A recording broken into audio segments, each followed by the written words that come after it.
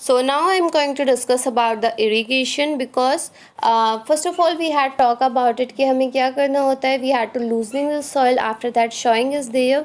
So after that what we will do कि हम उसमें मैन्योर्स एंड फर्टिलाइजर्स हमने ऐड कर दिया. Now we are talking about the irrigation because water जो है that is also one of a component जो कि हमें क्या करना होता है अपने फील्ड में देना होता है. दैट इज़ वाई हमें अच्छा यील्ड मिलता है या फिर अच्छी फार्मिंग हो सकती है.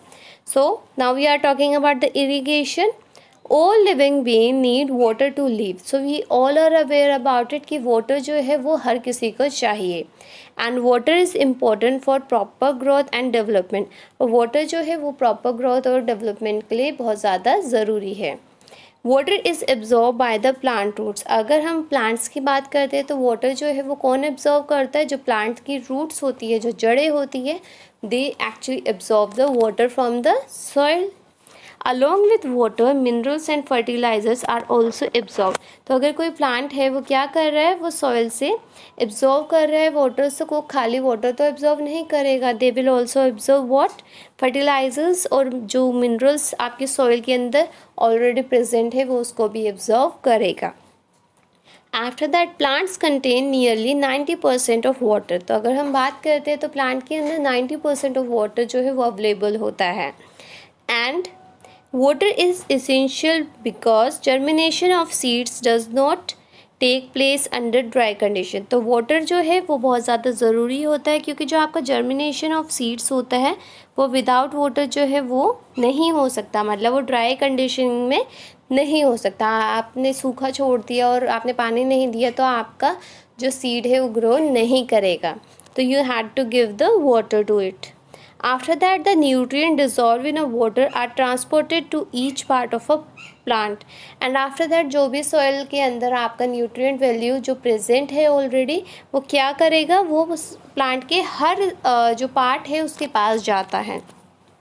Water also protect the crop from both frost and the hot air current. और जो वाटर होता है वो क्या करता है, वो दोनों कंडीशन से बचाता है. ना तो वो जमने देता है आपके प्लांट को, ना ही अगर बहुत ज़्यादा गर्मी है तो वो उससे ख़राब करने देता है.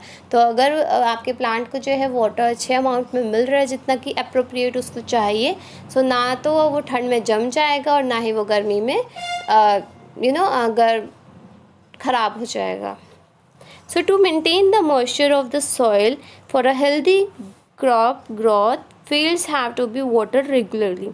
तो अगर आपको अपने जो सॉइल है उसका मॉइस्चर जो है मेंटेन रखना है तो आपको क्या करना है, ऑन अ डेली बेसिस आपको उसे वाटरिंग करना पड़ेगा. मतलब वाटर जो है आपको उसको प्रोवाइड करना पड़ेगा.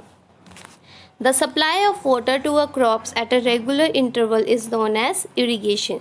तो जब आप अपने फील्ड के अंदर क्या करते हो, आप अपने क्रॉप्स को पानी देते हो एक पर्टिकुलर टाइम में, तो उसी प्रोसेस को हम बोलते हैं इरिगेशन. तो आपको ये याद रखना है, the supply of a water to a crop at a regular interval is known as the irrigation. So the time and frequency of irrigation varies from a crop to crop, soil to soil and season to season. तो अगर हम बात करते हैं कि जो आपका time है, आपको किस टाइम देना चाहिए और कितना फ्रीक्वेंसी में, मतलब कितने अमाउंट में आपको वाटर प्रोवाइड करना चाहिए, तो वो डिपेंड करता है कि आपकी कौन सी क्रॉप आपने बोई है, आपका जो सॉइल है उसका टेक्सचर कैसा है और वो कौन सा सीज़न चल रहा है. Like it is very obvious, गर्मी का सीज़न है तो थोड़ा वाटर जो है वो ज़्यादा अमाउंट में देना पड़ेगा, अगर ठंड है तो वो कम अमाउंट में देना पड़ेगा. After that in summer the frequency of watering is higher. So I already told you कि जो समर है उसमें फ्रीक्वेंसी जो है आपका वाटर का वो हायर क्वान्टिटी में होता है. And why it is so ऐसा क्यों है? Could it be due to the increased rate of evaporation of water from the soil? Because जितना गर्मी होता है उसमें क्या होता है, आपका जो वाटर है वो एक्चुअली में इवेपोरेट हो जाता है सॉइल में से और लीव्स में से. So that is why more water is required in a summer season. Now the source of the irrigation, अगर हम सोर्स की बात करते हैं, the source of the water for irrigation are. अब क्या क्या सोर्स है जहाँ से आप इरीगेशन प्रोवाइड कर सकते हो? या तो वेल होती है, ट्यूबवेल है, पॉन्ड है, लेक्स है, रिवर्स है, डैम्स है, कैनल्स है. तो यहाँ से आप जो है अपने फील्ड्स में पानी दे सकते हो from all these sources. After that the traditional method of irrigation. तो ट्रेडिशनल मैथड की अगर हम बात करते हैं जो कि पुराने टाइम से एशियन टाइम से चलता हुआ आ रहा है, तो the water available in a well, lakes, canals is lifted up by a different method in a different region for taking it to the field. So अगर हम बात करते हैं तो इन सोर्सेज से पानी लाने का अलग अलग मेथड है अलग अलग जगहों पर. सो एज सच कोई भी ऐसा नहीं है कि एक ही मेथड जो है हर जगह पर चलता है. So it varies from a place to a place, region to a region. Cattle or a human labor is used in these methods, but here one thing is common कि यहाँ पर क्या होता था कि जो कैटल है मतलब या तो ह्यूमन जो है वो बहुत मेहनत कर रहा होता था, वरना जो आपके एनिमल्स होते हैं they were also doing their labour, तो वो भी काफ़ी मेहनत करते हैं for this method. So these methods are cheaper but less efficient. तो ये चीपर तो है, मतलब कम रेट में तो मिलते हैं, आपको किसी को पैसा नहीं देना होता है, बट ये लेस एफिशिएंट होते हैं बिकॉज आपकी मेहनत बहुत ज़्यादा हो जाती है और बहुत ही कम अमाउंट में आपको वाटर जो है वो अवेलेबल होता है. The various traditional ways are, अब वो अलग अलग वेज क्या हो सकते हैं, दैट कैन बी द मोट जिसे हम पुले सिस्टम कहते हैं, या फिर वो चेन पंप हो सकता है, ढेकली हो सकता है, राहट है, राहट को हम लेवर सिस्टम भी बोलते हैं.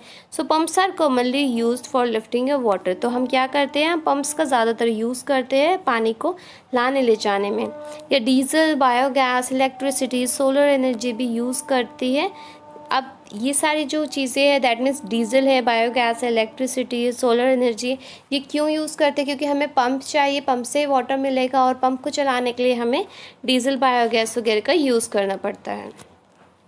सो you can see it here कि यहाँ पर ये चारों मेथड्स दिखा रखे हैं. That is the chain pump, after that this is the mot, फिर ये ढेकली है, एंड दिस इज़ द राहट.